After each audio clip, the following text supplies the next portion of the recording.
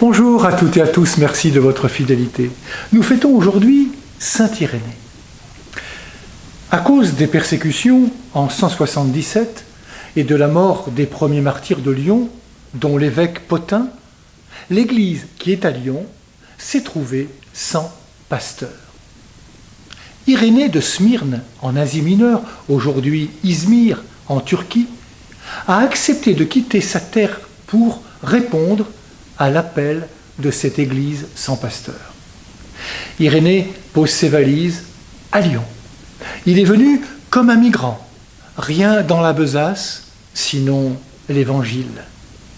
Il ne connaissait ni le pays, ni la langue, ni les gens, mais il savait qu'il trouverait des frères et des sœurs en Jésus-Christ. Il se met à leur service et devient le pasteur pour au moins 20 ans, jusqu'à sa mort. Aujourd'hui, une parole de l'Évangile sonne d'une manière toute particulière. « Maître, je te suivrai partout où tu iras. » En effet, s'il y en a un qui incarne cette parole, c'est bien Irénée, le deuxième évêque de Lyon. En ce temps-là, de multiples doctrines viennent provoquer la foi chrétienne. Par exemple, Jésus est-il pleinement homme? Est-il pleinement Dieu?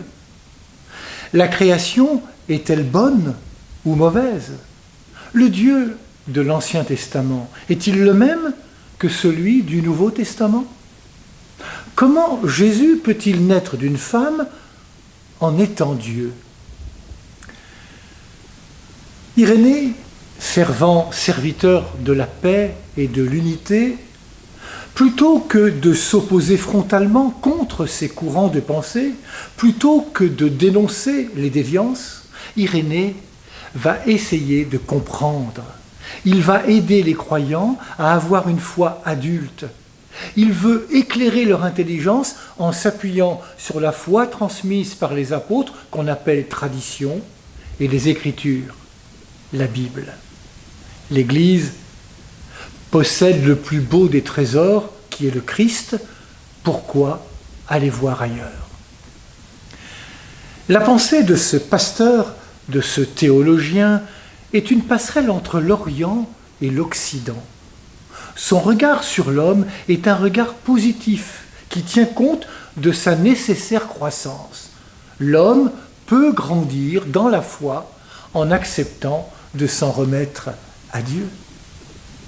Écoutons-le. Ce n'est pas toi qui fais Dieu, mais Dieu qui te fait. Si tu es l'ouvrage de Dieu, attends tout de sa main. Livre-toi à celui qui peut te modeler et qui fait bien toutes choses en temps opportun et reçois en toi la forme que le maître ouvrier veut te donner.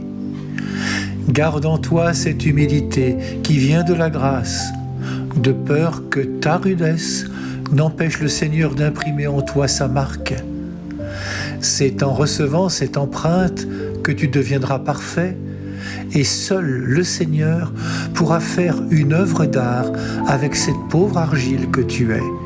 En effet, faire est le propre de la bonté de Dieu, et le laisser faire, c'est le rôle qui convient à ta nature d'homme.